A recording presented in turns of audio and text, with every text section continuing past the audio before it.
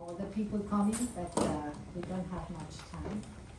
And yeah, we have got a very small room. We don't have even perhaps enough chairs, but I hope it works. But warm welcome to our side event, monitoring the implementation of the UNDRIP experiences, reflections, and challenges using the Indigenous Navigator tools and framework.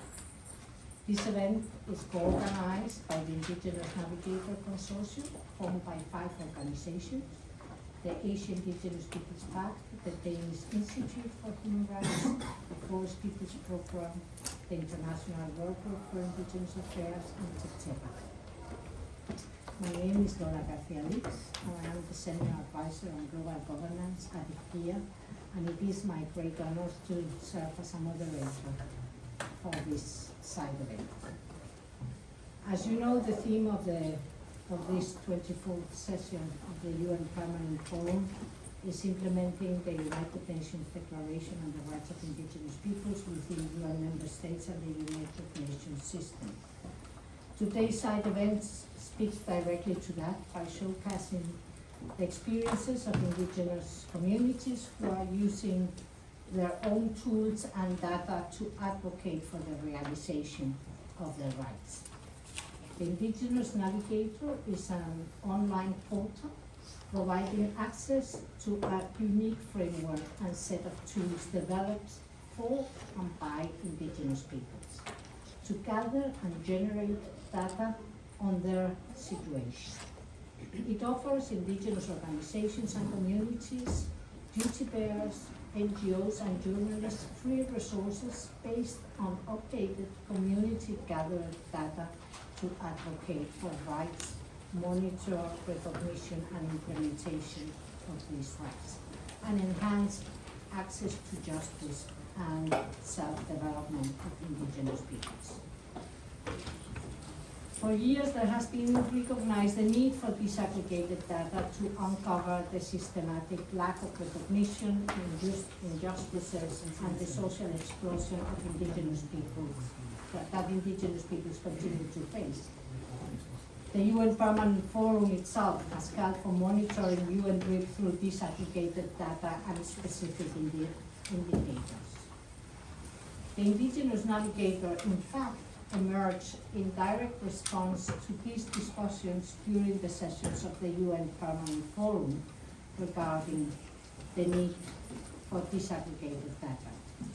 And it intends, as I said, to offer in a framework that includes over 150 structural, process, and outcome indicators.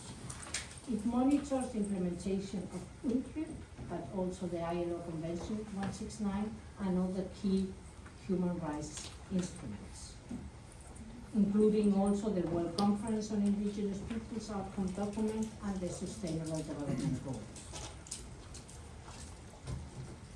I think I should use this opportunity to thank the European Commission, who has supported the Indigenous Navigator since its inception in 2014. And it stands today as the European Union flagship initiative on indigenous peoples. We are very grateful for their support. During this side event, we aim to highlight how indigenous communities have used these tools not just to document their situation, but to transform data into action, strengthening their advocacy, increasing their visibility, and shaping their own demands and futures. With this short introduction to the Indigenous Navigator, I want to give the floor. It's my pleasure to invite Robbie Halip, who is the Global Coordinator of Indigenous Peoples Major Group on the SDGs. Robbie is from the Kalanguya and Kankanay Indigenous Peoples in the Philippines. She is, as I said, the Global Coordinator of the Indigenous Peoples Major Group on the SDGs, and the Indigenous Peoples Major Group is involved in the implementation of the advocacy component of the Indigenous Navigator, facilitating meaningful engagement of Indigenous peoples in relevant processes relating to the 2030 Agenda for Sustainable Development and advocating for the recognition and greater support on Indigenous peoples' data documentation, monitoring and reporting initiatives. Robbie, it is my pleasure to give you the floor. Thank you. Thank you, Lola, and welcome everyone to this side event. As mentioned by Lola, the Indigenous Navigator has gone a long way from when it started in 2012. I think that was the pilot phase of Indigenous Navigator, and it's now covering 29 countries across the globe. But beyond that, the process that the Indigenous Navigator has been undertaking, beyond the data that's generated, is also the interlearning that's happening within the community when they do their data generation and analyzing their data. That's also an important component of this initiative. And also the other part is Indigenous communities being able to realize their self-determined development, because the Indigenous Navigator is not just data gathering, but for Indigenous peoples to be able to gather, analyze their own data, identify their needs and priorities, and use it for advocacy with relevant government agencies and also with the UN. But part of that is also support for them to be able to implement their own project based on identified needs and priorities from the Indigenous Navigator. And there's been a number of projects implemented on the ground from the Indigenous Navigator, from responding to needs for health, water and sanitation, also for enhancing traditional livelihood of Indigenous peoples. Now, the Indigenous Navigator is currently expanding the tools that will be used by Indigenous peoples in relation to monitoring global commitments. So there's a module underway on climate change. There's also a module underway on CBD, commitments to the Convention on Biological Diversity, and also on human rights due diligence. There's also one being developed on gender. So with the main tool that we have now, it's now being expanded to really monitor these global commitments that states are making, and also for Indigenous peoples to be able to monitor these commitments implementation on the ground. Because at the end of the day, that's what's important, how these global achievements that we have are really being implemented on the ground. Now, the Indigenous Navigator is part of a growing movement of Indigenous peoples in advancing Indigenous peoples' data sovereignty and Indigenous peoples' data governance. I was part, I attended the Indigenous Data Sovereignty Conference that was conducted last March in Canberra.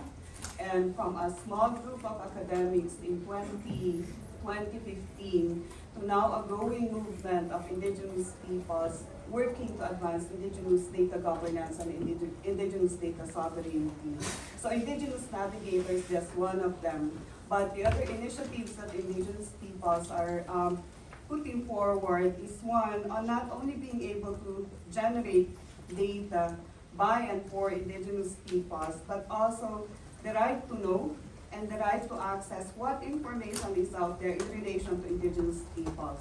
Because we know that there were a lot of researches that were done on Indigenous peoples, but nothing comes back to us. But part of the right to know and right to access is also the right to correct misinformation or data generated from Indigenous people. So that's the other step. And the other initiatives that Indigenous peoples are also doing in that Indigenous Data Sovereignty Conference is on AI, artificial intelligence, indigenizing AI to make it more, responsive and also relevant for Indigenous peoples.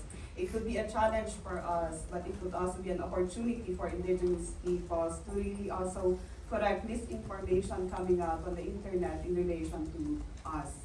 So those are some of the initiatives where Indigenous Navigator is part of that growing movement of Indigenous data governance and data sovereignty. So thank you so much, and we look forward to a fruitful discussion for this side of it. Thank you very much, Robbie, for highlighting the importance of this interchange, the interchange component of the navigator, and of course, the whole issue of being part of this movement of data sovereignty. I think it's adequate in the artificial intelligence. Thank you very much, Robbie. And now we will have a panel discussion and presentations, and it is my pleasure to introduce Angelique Lizane Cabaleforbi from Suriname. And Angelique is an indigenous woman from the Lokono community in Philippus village in Suriname. She works at WIPS, the Associations of Indigenous Leaders of Suriname, as a financial administrator, and she also coordinates the Indigenous Navigator project activities in her village. Angelica, can you share with us experiences on data collections and this interchange also that Robbie has mentioned in the Lokono community in Suriname, and how the community use the issues identified through the analysis of the community surveys to develop a small grant project?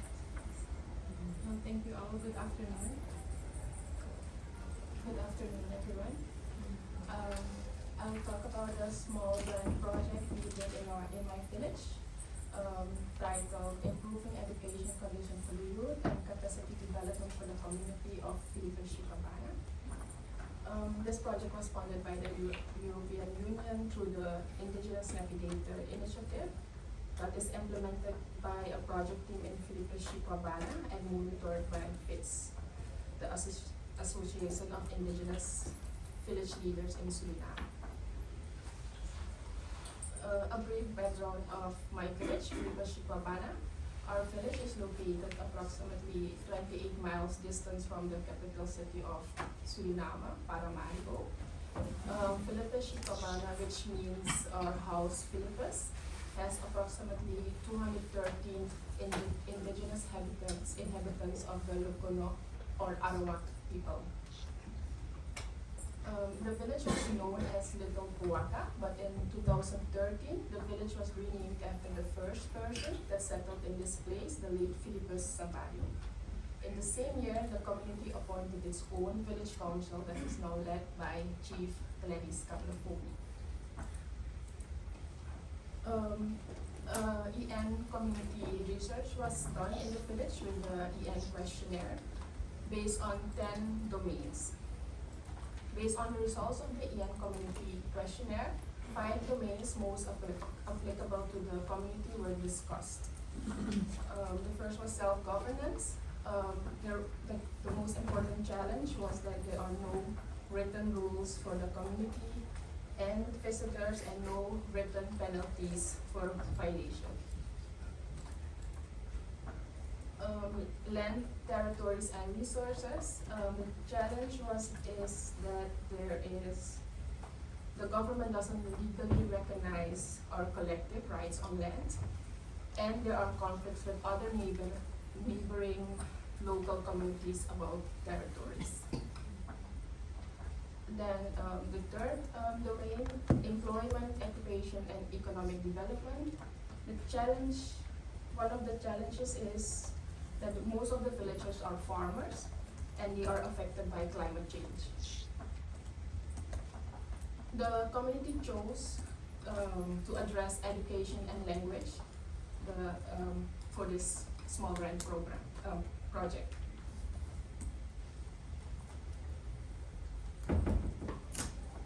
The challenges for the language, we speak Lokono, but a few elderly people know the language, and we don't have many elderly people in the village.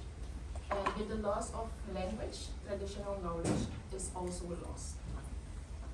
The challenges for education, we have students that are not motivated to finish school. Students have a lack of confidence. We have a low educated community. We have a high number of dropouts for such a small community. And many parents, elderly, did not finish the secondary school and cannot help their children with schoolwork. There's an educational gap between the school in Paramaribo, in the city, and schools in the village, Powaka. Our village, Vilipashikabana, doesn't have their own school. There are regular strikes of school transportation that affects the educational gap even more. There's no public transportation or school bus to evening schools. We have a problem with loitering youths, no educational resources in the village. The project team did more in-depth research in the community to know the educational level of the village. And we have only 10% of the villagers are 61 and older, so it's a very young village. The only 4% of the villagers went to school higher than the secondary. And our dropout rate, 108 people drop out early for a village of only 213 people. And the most dropouts are in junior secondary school with 63, about 25% of the dropouts. What we did, for the education, we gave homework support for primary school children, tutoring for secondary school students, motivational session for students and also for young dropouts.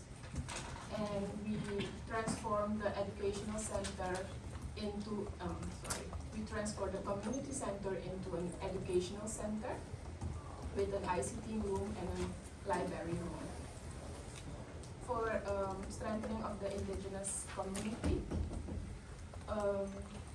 we gave the Lokono language course, ICT training, and entrepreneurship training. The results of the EN community project for education, we increased school performance. There was positive feedback from the principal of the school in Poaka.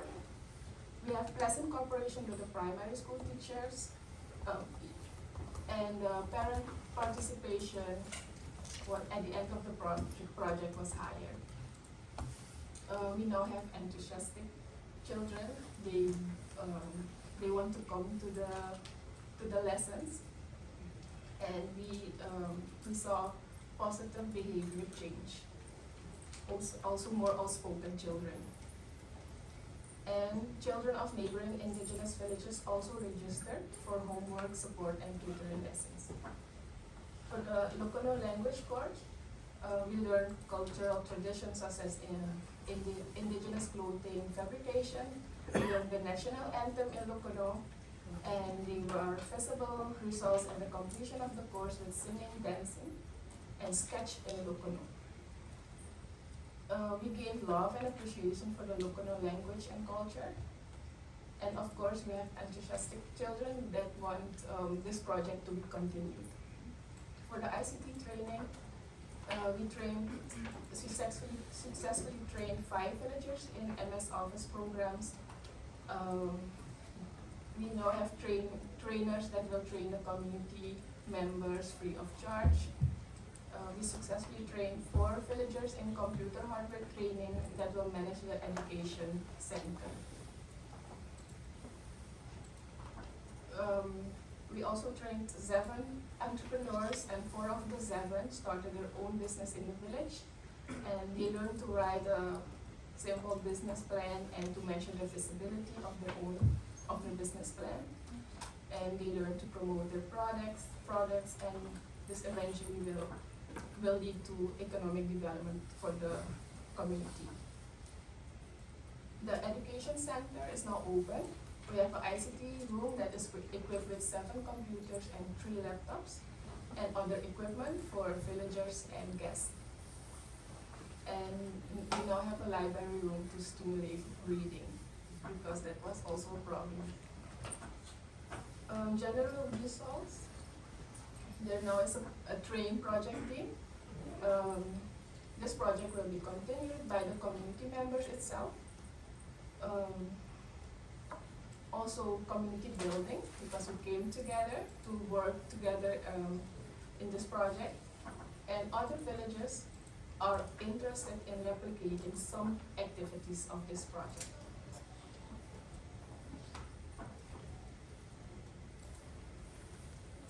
I want to give a special thanks to the Indigenous Navigator, namely India and FPP, and everyone involved in making this project a success in Fleetbush, Shikapana. Thank you all.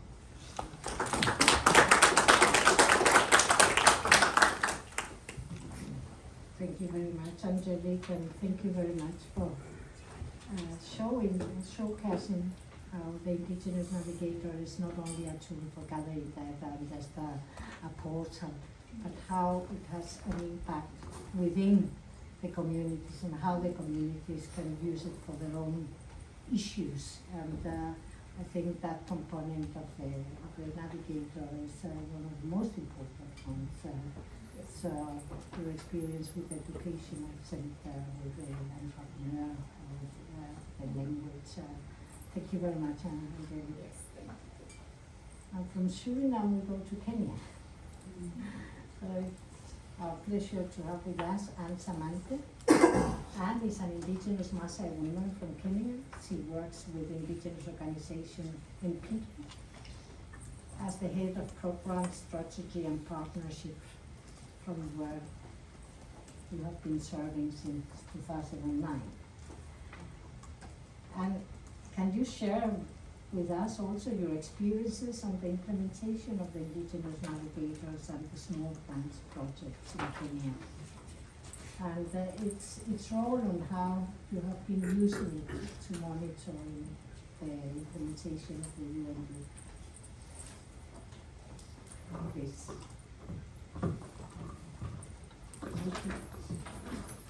Thank you very much, Lola.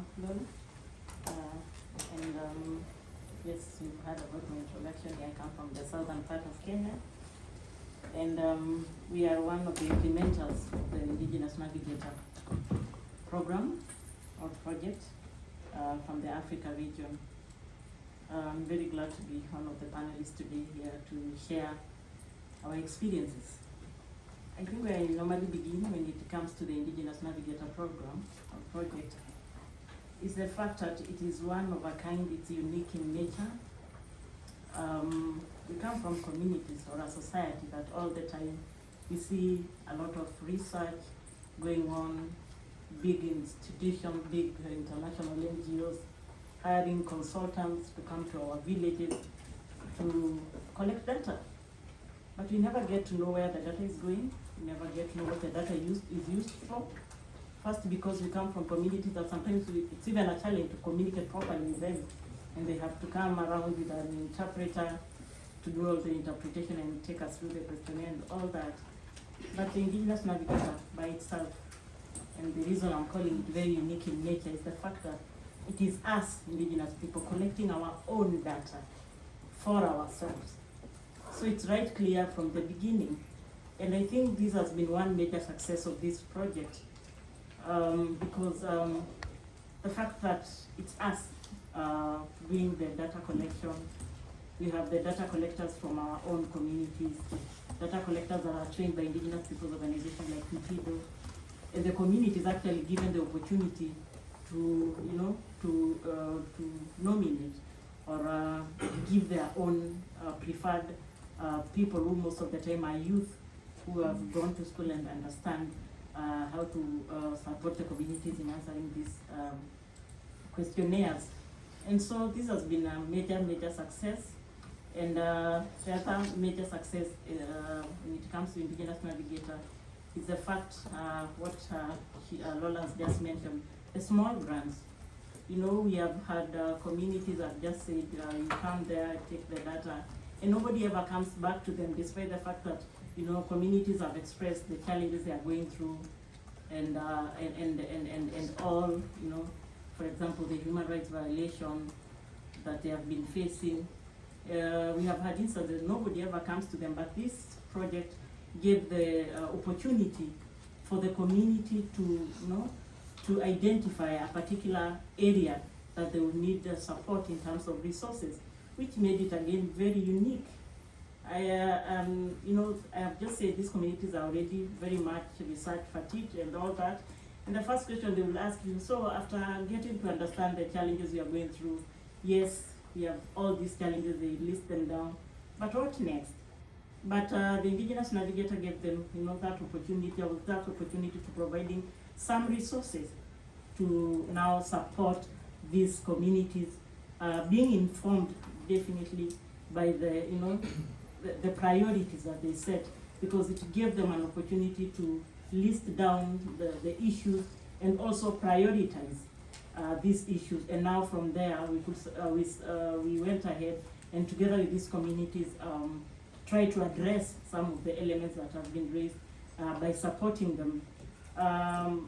From the community or from our organization, we were able to support 3 communities on different areas. One of the elements that were mentioned before is that the Indigenous Navigator was also looking into some aspects of the SDGs, which are highly connected to the UNDRIP, because I know we are about 4 or so years to 2030, but this Indigenous Navigator, data collection or analysis has clearly put it clear out there that we may not achieve any of the indigenous people specifically will not be able to achieve any of the UN sustainable goals because of many reasons that have come up. One of them is definitely the impact of climate change, a lot of human rights violations, land grabbing, which again destabilizes them and interferes and makes them even more vulnerable. And for example, if you talk of land, this project was able to clearly state out that indigenous people are losing land. We lost land historically, they're losing land even right now. And this continues to break their backbone in terms of livelihoods. So this program, we were able to support about 3 communities. One of them was a women group that we supported. We know very well that women, indigenous women, face multi-layered challenges. And now with climate change, again, they continue to even get more affected and face this impact disproportionately compared to other members of the society. So we were able to support 1 women group, actually 2. One of them was to support them in a livelihood or economic activities, whereby we supported them with they had access to water, thanks to prior interventions by our organization. So they had already water, but the water was only meant for the animals, but the women could not benefit in any other way. So we supported them to do some, very simple irrigation around the water point, of course, piping, and we made sure that there is very good connection to the water system. And from there, they would do some small gardens where they could do some farming. Of course, it wasn't easy. This is a pastoralist community, but all along what they knew is just rearing of livestock. But again, climate change calls for some sort of alternative livelihoods, owing to the fact that the droughts are becoming rampant and women are most suffering. One, because when the animals, we are nomadic pastoralists, we are the Maasai, very much nomadic, and of course now with the rampant droughts, we are all over. And so women face again that challenge. So we try to address this challenge by making them economically empowered, by supporting them in the area of some farming, and with water, try to make sure that they are able to get their produce to the market, supporting them in the market as well. Remember, they are new entrants to the market, they are not loaned by anyone, so we support them up to the market in that chain.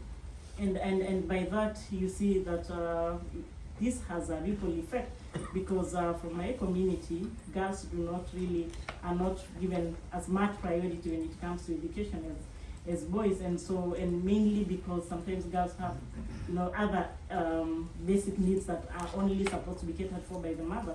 And if the mother doesn't have any source of income, then you can imagine it ends up the girl ends up not going to school. And so this was a very a positive impact in terms of now the women are able to support their children in school, and you know, they start continuity, because if we need to break the cycle of poverty, then we have to, you know, to address some of the challenges, like in our community, the fact that women and girls did not get that opportunity for education, also, you know, made it, you know, like a cycle of challenges. And the other project we were able to support is a health facility. Of course, this one was very difficult because it's not easy to just put up a health facility. A lot is needed. But what the Indigenous Navigator program was able to help us to do is to bring efforts from the other bodies or other partners or other stakeholders, mainly the government. I think the Indigenous Navigator has been able to open that door. Earlier on, the reason why we have been facing some of these challenges is because we do not have data to, you know, data gives us a voice. The data that we have, you know, makes us speak authoritatively, if I can say, because we have something to show. And so this one made open doors for us to have some collaboration with the government. In our country, we have two levels of government. You have the local government, which is the county government, and the national government.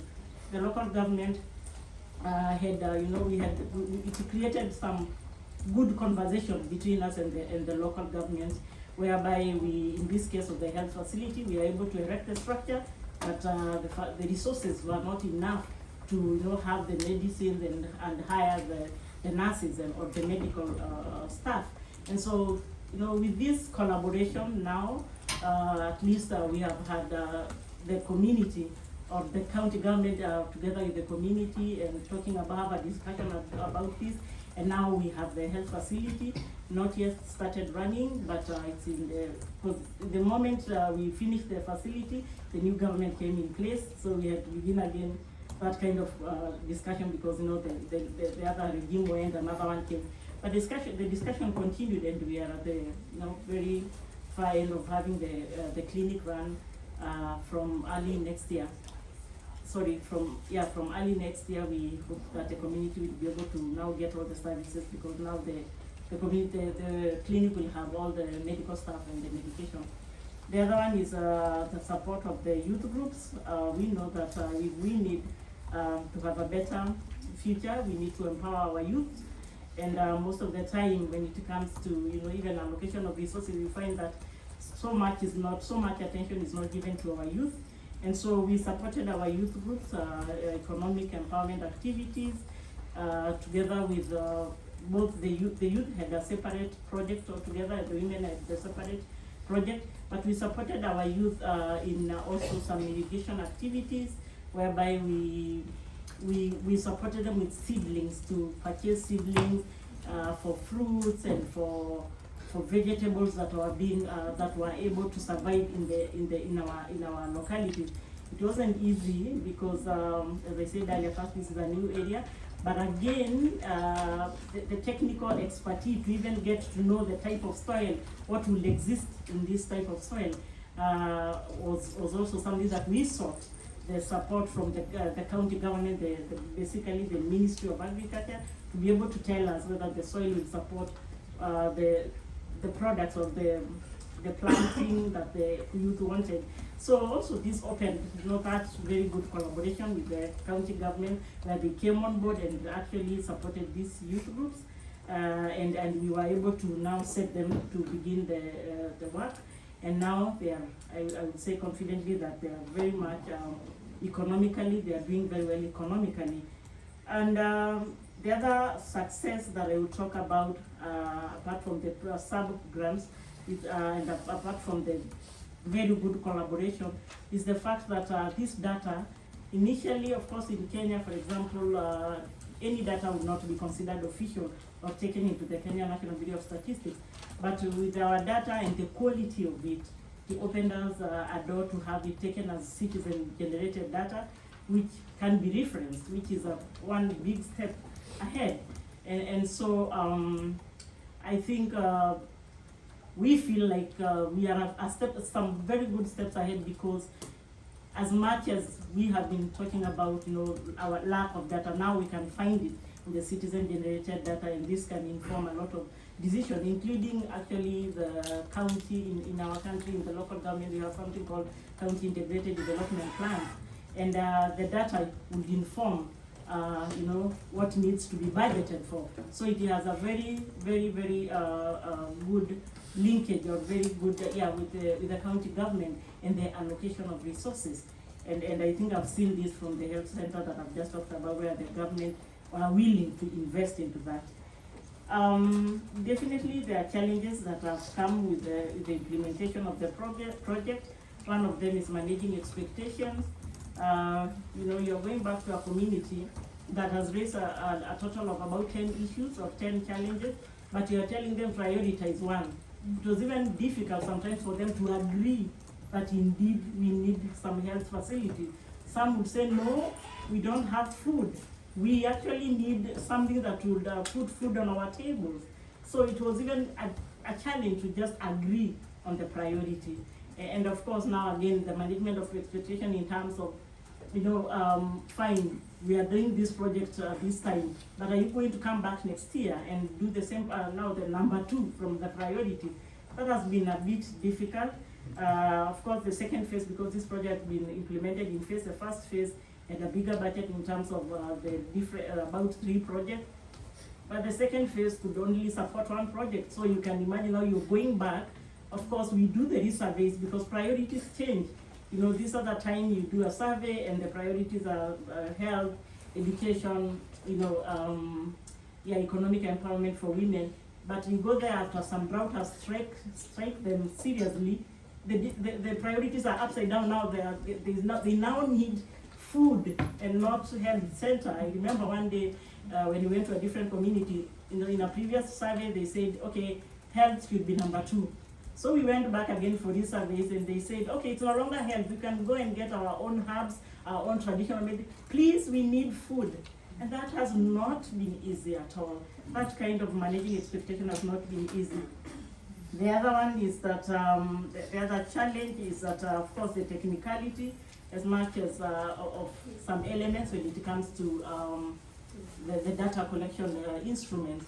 I know that, some communities do not even understand when you tell them about the UN Declaration on the Rights of Indigenous Peoples. They will, they will look at you and ask you, what exactly is that and what are you talking about? We didn't even know it exists. So we had to, first of all, make sure that they are very much conversant with this, and definitely that's a gap. It's how many years later, from 2007, and someone can still, they're still not aware about this. And of course, that also had a connection to the data collectors. It's our own data collectors, but we had to take them through these things, and some of them did not also have an idea about some of these international instruments. And finally, sorry, I think I'm taking more time. The other thing was that we had the national questionnaire, and it was not easy at times for government to give the secondary data, because we are also having some, apart from the community, we'll also go with the national questionnaire, you'll also go to the government. It looks like you're setting up yourself. So that was another challenge, but of course the good relationship that I can say that was the project gave birth to between us and the government also made that a bit easy. So it was a bit of a success at the end of the day, because we were now talking as partners. I think that dignity, of not looking at us as, anti-development, as we say, but we can reason together. I think that was another, how we address that particular challenge. So, thank you very much.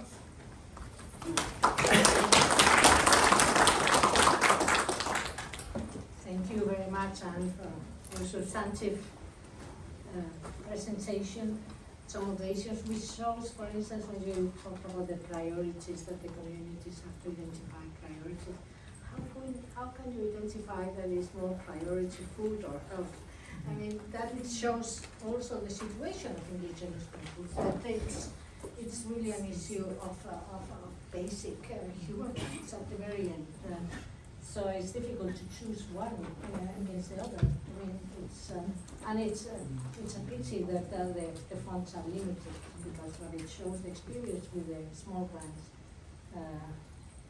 program attached to the Navigator is that is very important to attach to this discussion, this data gathering, some action, some possibilities for the communities to act upon and get some benefit for themselves.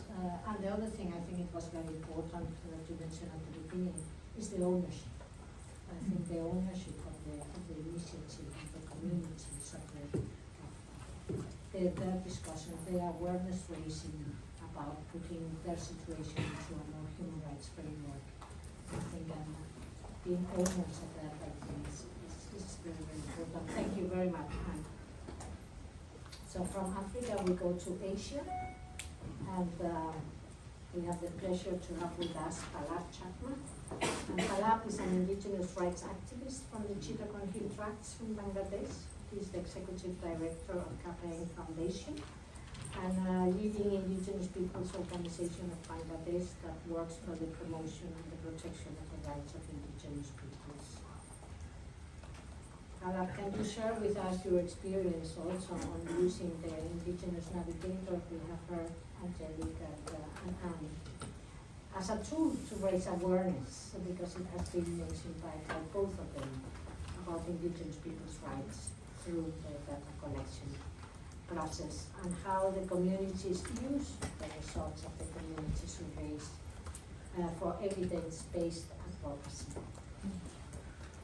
Okay. Thank you, Lola. Let me begin my intervention by thanking European Union for supporting this project, not only in Bangladesh, in different regions of the globe. And why I am giving thanks and gratitude to the donor, because the people who really need support for claiming their rights, for exercising their rights, and the community is directly getting benefit out of these Indigenous Navigator projects. And we in Asia, our organization, Campaign Foundation, is a partner of this initiative since 2017. And the initial stage in Bangladesh, ILO and Campaign jointly implemented this project. And let me share some of the examples why we are saying that this is a successful and important project for Indigenous people. Like my sister from Kenya and Suriname, they mentioned about the awareness raising of Indigenous people. The similar thing also I would like to highlight here. So Indigenous people are not aware about UNG, they are not very much familiar with ILO Convention 107, 169, and other national laws, policies, and frameworks. These are not so much familiar to them. But when, together with the community facilitator, we went to the community, we were discussing all these things to the community people who were attending the group discussion. Not only the youth, but also elders was there, women are there, public representative was there, traditional leaders was there. So there was a combined discussion, collective discussion, and they are highlighting, sharing the condition, situation of their own community by following the questionnaire of community questionnaire and in 10 domain. So this was the one, it actually raised the awareness of Indigenous communities about their rights and how what rights have been ensured in the national law and what rights have been ensured in the international convention component.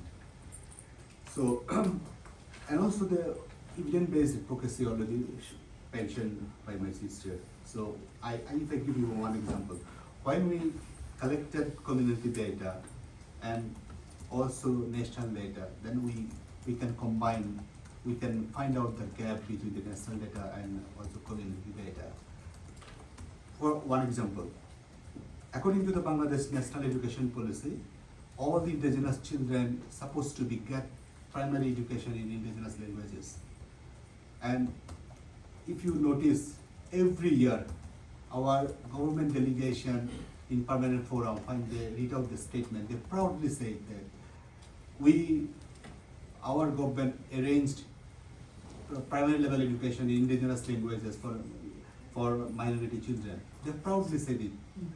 But in reality, when we surveyed the community said our children only getting textbook, but there is no teacher for teaching these language books, or there is no dedicated class period when this language book will be taught to the students. So they are only doing half. They are publishing textbooks in education in indigenous languages, but there is no arrangement, no budget allocation for establishing this multilingual education system or teaching indigenous children in their respective indigenous languages. So this is the one example. So now when we are through our knowledge products, through our advocacy, when we are reaching out to the government agencies, government officers, see, you have promised this in the national education policy, but this is the ground reality. This is how we are convincing, we are trying to convince the government and policy makers by using this navigator data.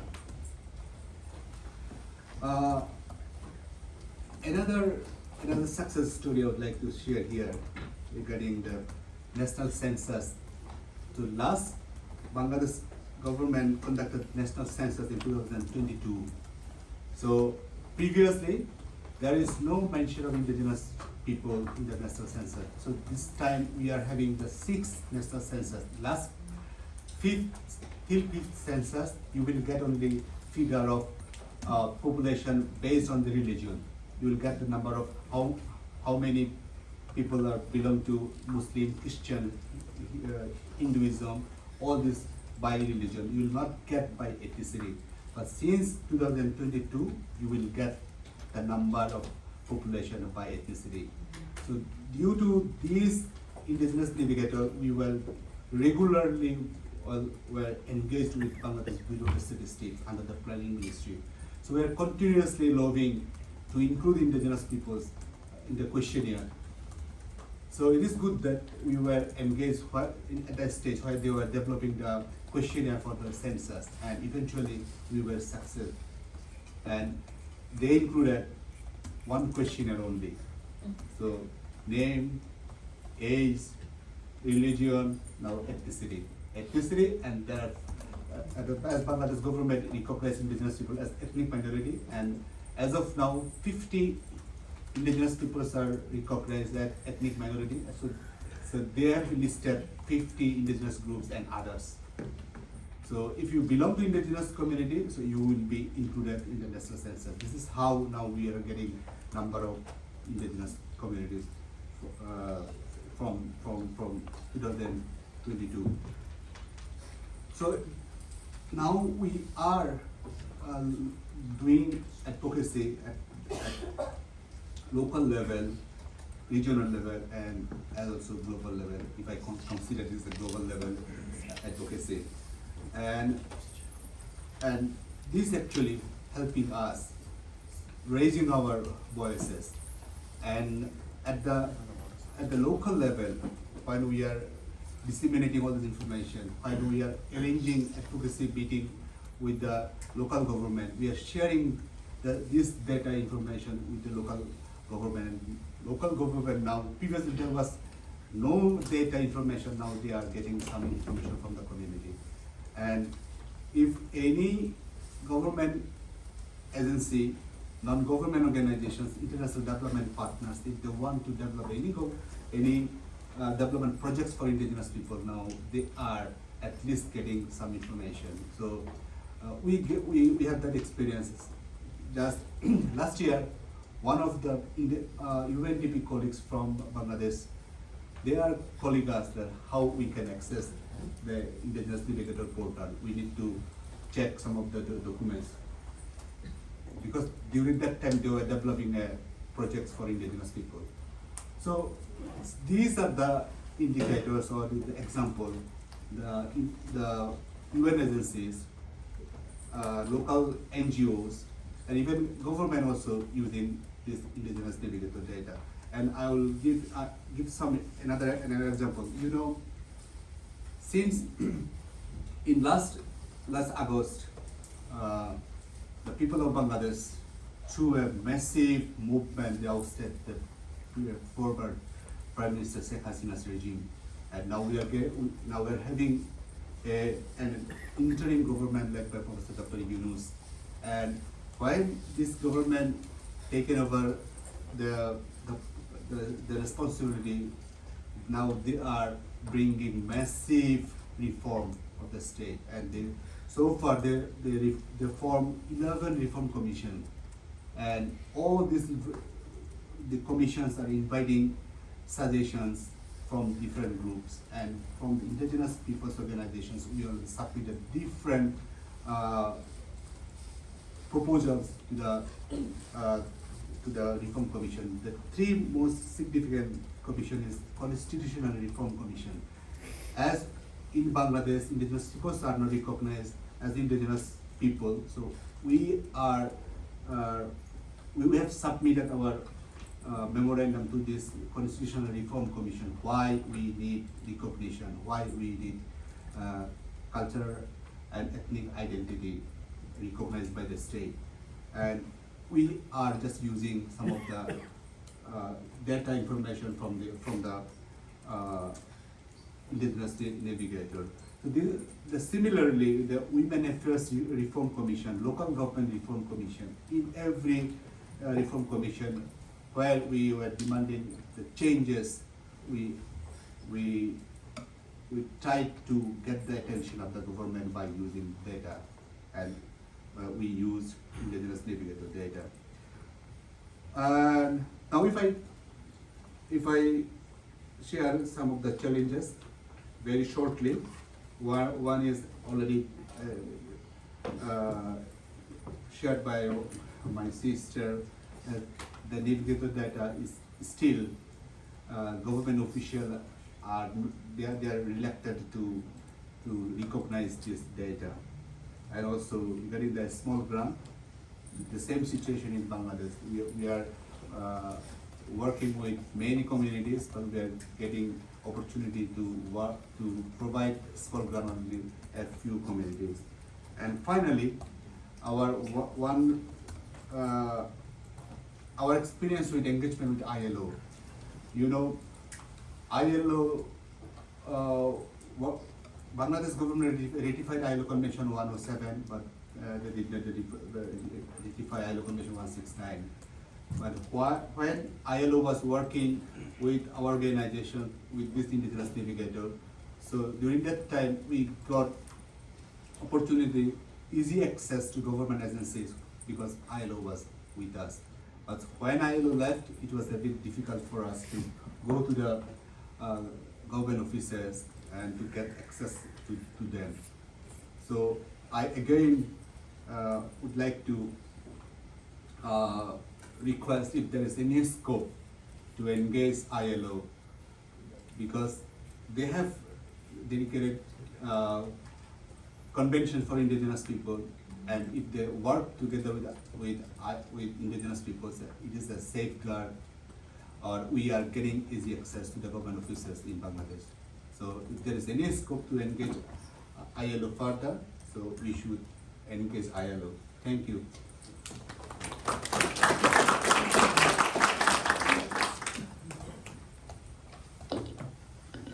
Thank you very much, Parag. And yeah, we take, I think it's also important the UN system in that sense is, and how much they can somehow influence also of indigenous people. So I hope also that you know, there's a scope to further engage the ILO. But of course, thank you very much for sharing somehow how the data is a very, very strong advocacy tool, both at the local level but also at the national level in the current situation of in Bangladesh.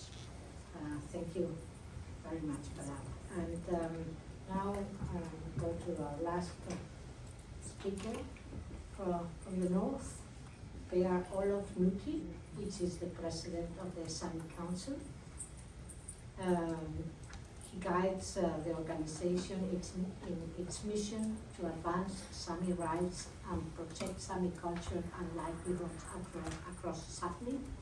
Throughout his political career, Bear Olof has been recognized for his strong leadership and attentiveness to the Sami community voices, having been a member of the Sami Parliament of Sweden from 2013 to 2021. A pleasure to have you with us this afternoon, Olof. And can you share with us information about the implementation and respect of Indigenous peoples' rights in Sápmi and the challenges that you currently face? And why is it crucial to support Indigenous peoples-led data collection and interventions to achieve the full implementation of the UNDRIP and the full implementation of Indigenous peoples' rights? Thank you very much. The floor is yours. Thank you very much. Allow me first, IWGIA, for this opportunity and for our collaboration in the Indigenous Navigator project in Sápmi. Sápmi refers to the traditional territory of the Sámi people spanning northern Finland, Norway, Sweden and parts of Russia and Kola Peninsula, with an estimated population of 50,000 up to 100,000 Sámi cultures rooted in traditional livelihoods such as reindeer herding, it's fishing, it's also hunting and gathering. We also have agriculture and also handicrafts, Dutchi in our language. The Sámi are politically represented by Sámi parliaments in Finland and Norway and Sweden. In Russia, communities are organized through the NGOs. While Finland, Norway and Sweden endorsed UNDRIP in 2007, with Russia abstaining, Norway is the only country among them to have ratified ILO Convention 169 on Indigenous and Tribal Peoples. The Indigenous Navigator is a framework and a set of tools created by and for Indigenous peoples to systematically monitor the recognition and implementation of their rights. Furthermore, the Indigenous Navigator offers a comprehensive platform to transform rights into action. Between 2021 and 2023, the Sámi Council, the Sámi University of Applied Sciences, and the International Work Group of Indigenous Affairs conducted national surveys in Finland and Norway and Sweden, alongside community-level surveys in each country. These surveys have produced high quality data on relations of the Sámi people's rights and illuminated how international standards are applied in practice. The findings are published on the Indigenous Navigator platform. The process in Sápmi has underscored the persistent challenge in collecting reliable data about the Sámi. Ethnicity-based statistics are not gathered in Finland, Norway or Sweden, making the Indigenous Navigator's role even more crucial for monitoring state obligations towards the Sámi people. I will comment on some of the findings from the Sámi Navigator project, in particular concerning the Sámi people's right to self-determination. The UN Declaration on the Rights of Indigenous Peoples affirms Indigenous people's right to self-determination, the ability for freely determine political status and pursue economic, social and cultural development. This right includes autonomy or self-government in internal and local affairs. Despite constitutional recognitions in Finland, Norway and Sweden, the Sámi parliament's powers remain limited. Their influence over critical issues such as land, resources, and even governance are constrained, often reduced to adversary roles, without building decision-making authority. In Finland, Sámi rights are recognized under Section 17 and 121 of the Constitution, guaranteeing cultural and linguistic self-government. However, it does not grant full political autonomy over land and resources management. In Norway, Article 108 of the Constitution places responsibility on the state to enable the Sámi to preserve and develop their identity, implicitly supporting self-determination. Yet, Sámi decision-making power remains limited. So Sweden's constitution promotes Sámi cultural and social development, but substantive political self-determination remains lacking. The Sámi parliament primarily plays an advisory role. The right to free, prior and informed consent is a cornerstone of indigenous peoples' rights, particularly emphasized in UNDRIP. It requires states to seek indigenous peoples' consent before implementing measures that affect their rights, lands, territories, and resources. FPIC is recognized through various international and regional legal instruments, mechanisms, and policies. Norway, Sweden, and Finland are bound by multiple treaties, reinforcing their need for FPIC, yet in practice achieving meaningful consent, particularly concerning natural resources, extractions, and land use, remains a challenge for the Sámi people across the Nordic states. Finding from the Indigenous Navigator highlights both progress and significant gaps in the realizations of the Sámi rights. While constitutional recognitions and the establishment of the Sámi parliaments represent important steps, genuine self-determination and FPIC require stronger implementation mechanisms. It requires enhanced Sámi authority over land and resources and shift from consultation to true partnership and consent. Only through respecting the Sámi people's rights, as recognized under international law, can states fulfill their commitments toward indigenous self-determination, dignity, and equality. In conclusion, the Indigenous Navigator will continue to be an important tool to us in monitoring how our rights are implemented. Thank you very much.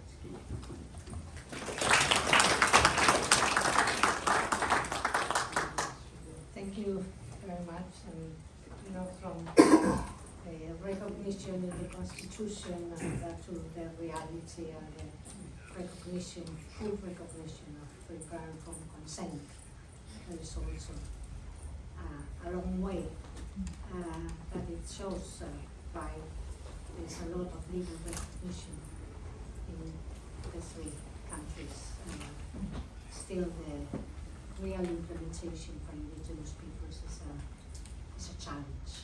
And we are happy that the Indigenous Navigator initiative can help you to use it as a tool for your fight to the full recognition of the rights of determination. Thank you very much. And this is last panelist, so I have the pleasure to have Tove Sondag with us here today to give some closing remarks. and Tove is from Nunat, Greenland. I'm sorry if I pronounce it wrong, Tove. Tove, as you all know, is an expert member of the UN Permanent Forum on Indigenous Issues, and she's an official of the government of Greenland, and currently serving in the head and as the head of the Greenland representation in Reykjavik in Iceland. And Tove, it's an honor for us to have you here, and we will be happy if you can give some closing remarks. Thank you very much, Lola, and thank you for inviting me here to do closing remarks. And it's pronounced Karakit Nunat. Wrong. And Karakit is what we as Inuit in Greenland call ourselves. Karakit in plural, Karara in singular, and Nunat means land of, so it's the land of Karakit. But we can keep practicing. We have 2 minutes. We can feel very. Okay, it doesn't matter. I mean, how you pronounce it, I don't understand it anyhow. It's a true pleasure for me to be here and do the closing remarks, because I actually witnessed, I think, the birth of the Indigenous Navigator, and I was also working in the institutions and were behind the scenes in pushing for various, for the granting of grant proposals. And so, and I also know that, getting the Indigenous Navigator up and running wasn't easy. There was a lot of bumps on its way. And listening to our panelists today, I can see that it's actually working. I mean, as it was conceived, theoretically to be working. And there's also been a process of learning all through the way. And one of the most important lessons learned, because originally, it was more a data gathering tool, but then realizing, you cannot actually engage your people on data without actually somehow also supporting to give support to address the real needs if there are. What I heard is it's data for us, by us. That in itself is extremely empowering when we as Indigenous peoples, we are so used to being studied, surveyed by outsiders, and suddenly it's someone or people in our own community that work with us to collect data on issues that are important to us. It's empowering because, as we also heard, it also helps us prioritize what are actually the most pertinent issues for us. But we also heard how, as Indigenous peoples, many of us are really dependent of the environment, the nature we live in. So as we heard from Anna, a drought can change our priorities almost from one month to the next. And Jenica also mentioned climate change, how that actually impacts on a lot of things. And we heard how data is also very useful in actually addressing and getting in dialogue with governments. I mean, from the very local level to national level. And where, as Palab said, I mean, the navigator even helps to point to some gaps in the national data statistics, and then eventually also can contribute to constitutional reform in your country. But to me, what is, it's no secret that I come from a country where, famine, access, right to food, right to education. We have those rights, we enjoy those rights. So it makes a very big impression on me to, especially listening to Angelica and Anna, that, this is actually about very basic human rights. Huh? It's actually duties of the state to make sure that we as indigenous peoples have the right to education, and also education in our mother tongue, that we have the right to water, that we have the right to food, that we have the right to livelihood and occupation. But the state is not present. But thanks to the indigenous navigators, this helps, show the government also, that, hey, you need to do something, and you have data to prove it. And in the meanwhile, while the state gets its act together, then there is a small branch project that we can get started. I really love the description of the projects that you said, that you told us about. It's sort of very, something that is,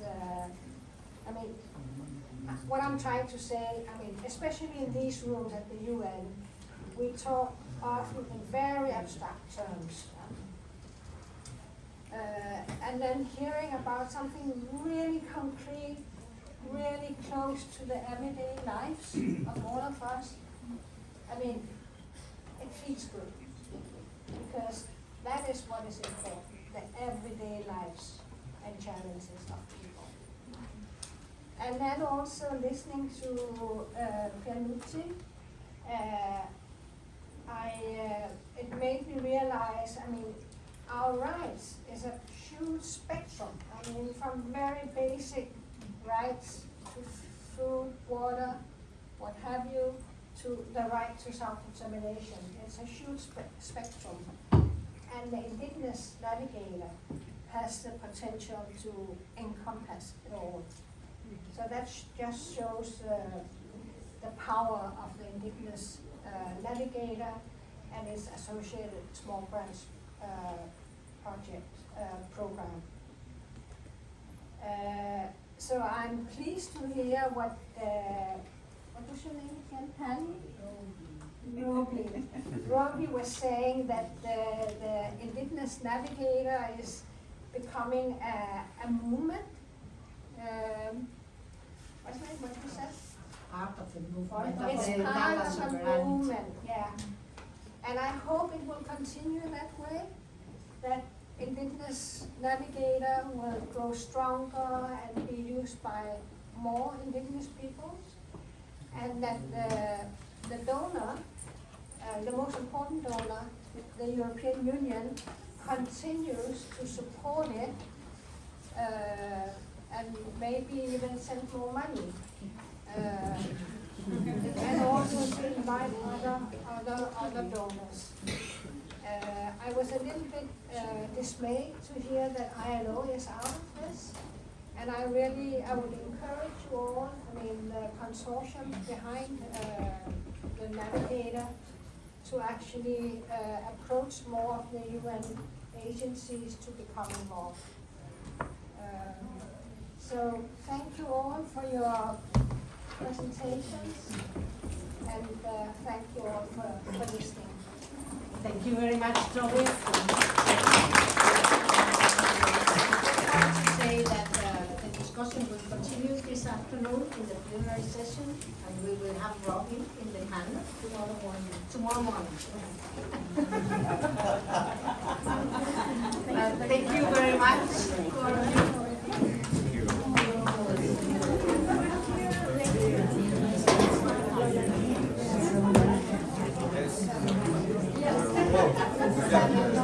Take a photo. we need a photo. Yeah.